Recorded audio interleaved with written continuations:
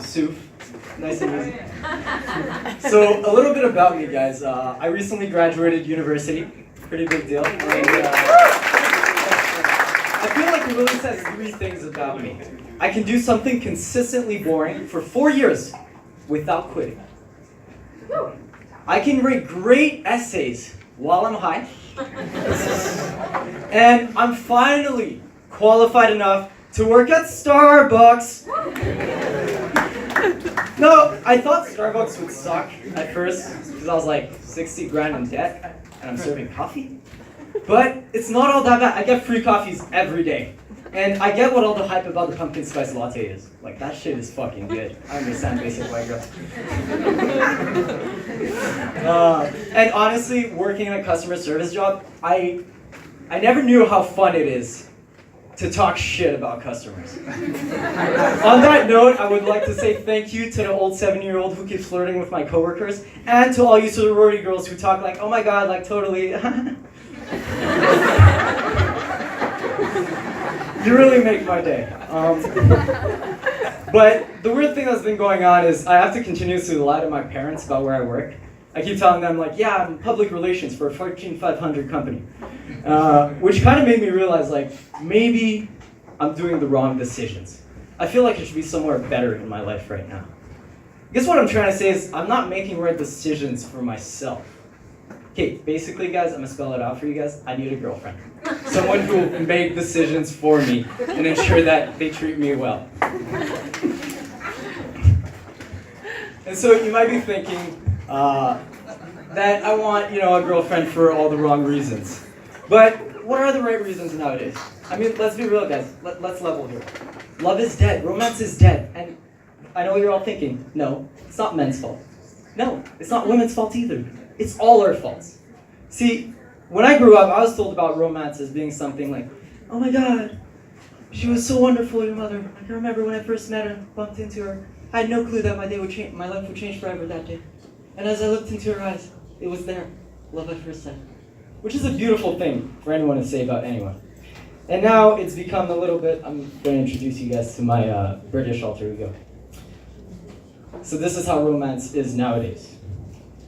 Your father was such a gentleman. I could tell he was the one, because after we first matched on Tinder, he was the first one not to send me a dick pic right away. Little Timmy, you can learn a thing or two from your father. Always swipe right. And I want to bring romance back, guys. And I hear you. I know you're all thinking, yo, Suf, it's pretty hard to meet people nowadays, How else am I supposed to do it than Tinder? Don't rip on me. I got you. So I'm going to share with you guys my trick. So I'm very progressive. It's 2018. I want a woman to make decisions for me. So instead of that typical Prince Charming damsel in distress, I'll switch things around. I'll be the Mr. in distress. I'll find my Princess Charming. So what I did,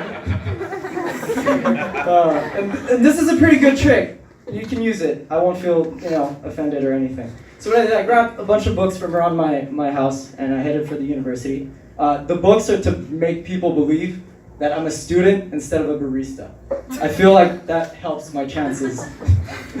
And so basically, I grab all these books and I start, just walking around the school. Gotta make things happen semi-organically, so you look down. And the trick is to eventually bump into someone and have that typical, like, oh my god, I'm such a klutz. And then you go, oh my god, my love of my life. And just go from there. So, I didn't plan how long this would take at first. After an hour of walking in circles in front of the library, someone finally bumped into me. And this is my moment to shine, so I'm like really excited. Heart starts beating right away. And I'm like, oh my god, I'm such a klutz. And hands touch, who is this stranger beside me?